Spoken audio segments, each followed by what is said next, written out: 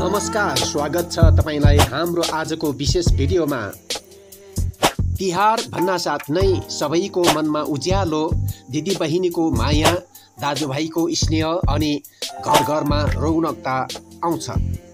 तर यही पवित्र र प्रेमको पर्वमा एउटा कुरा यस्तो छ जसले धेरैलाई सोच्न बाध्य बनाउँछ। किन तिहारमा जुवा खेलिन्छ? यो चलन आखिर कहाँबाट सुरु भयो? आज हामी यही रोचक र गम्भीर विषयमा विस्तृत कुरा गर्नेछौँ। तिहार हाम्रो संस्कृतिको सबैभन्दा सुन्दर पर्व हो। 5 दिन लामो यो पर्वमा काग, कुकुर, गाई, गोवर्धन र दाजुभाइको पूजा गरिन्छ। दिदीबहिनीले दाजुभाइको दीर्घायुको कामना गर्दै टीका लगाउँछन्।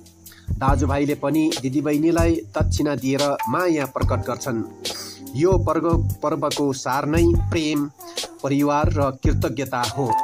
तर यिनै उज्यालो दिनहरूमा जुवाको धुम देखिन्छ र हामी सोच्न बाध्य हुन्छौँ, के यो हाम्रो संस्कृति हो कि परम्पराको नाममा फैलिएको दुराचार हो? पुरानो ग्रन्थका अनुसार जुवाको सुरुवात महाभारत कालदेखि भएको मानिन्छ। महाभारतमा युधिष्ठिरले दुर्योधनसँग जुवा खेलेर राज्य, सम्पत्ति र आफ्नै भाइहरूसम्म हार्ने कथा हामीले सुनेका हौँ। त्यो समयदेखि जुवा भाग्यको खेल भनेर बुझिन थालियो। तर नेपालमा तिहारमा जुवा खेल्ने चलन कहिलेदेखि सुरु भयो भन्ने ठ्याक्कै प्रमाण छैन।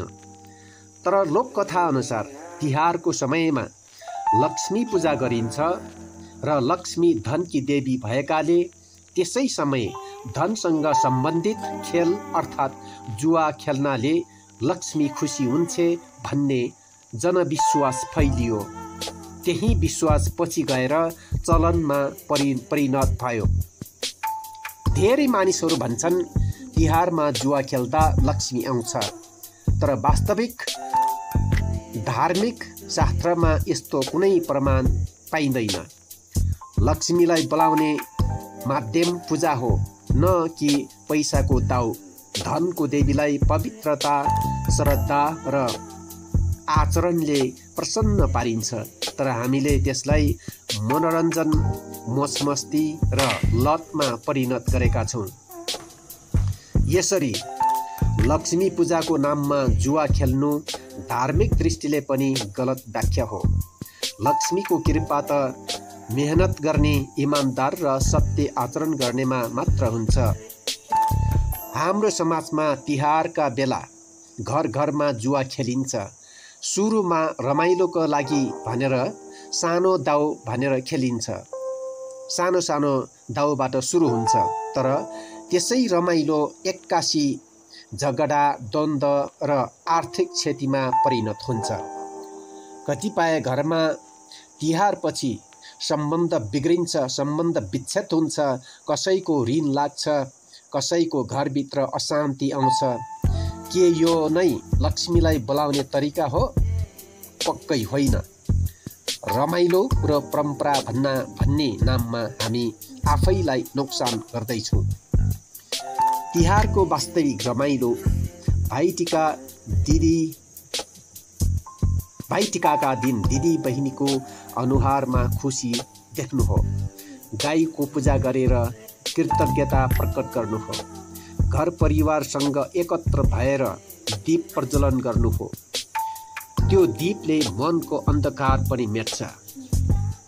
जुवाको सट्टा परिवारसँग अन्तराक्षरी खेलौँ, गीत गाउँ, नाचौँ, भैलो खेलौँ, पुराना यादहरू बाँडौँ।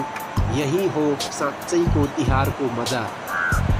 जुवाको नसा एक रातको हो, तर परिवारको हाँसो जीवनभरको सम्झना हो।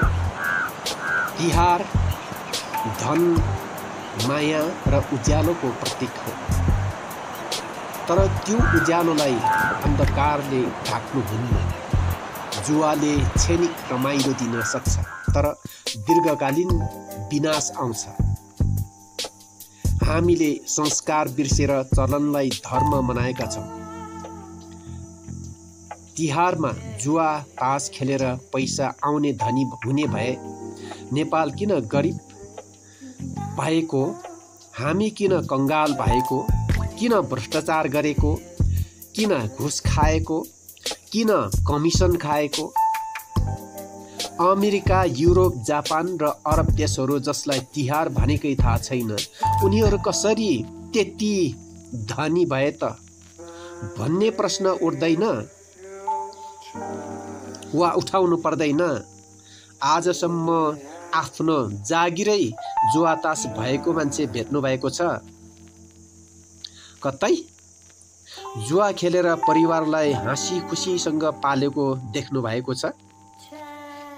के तपाईले जुवा खेल्ने मान्छेलाई समाजले वा कुनै सङ्घ संस्थाले फुलमाला लगाएर सम्मान गरेको देख्नु भएको छ?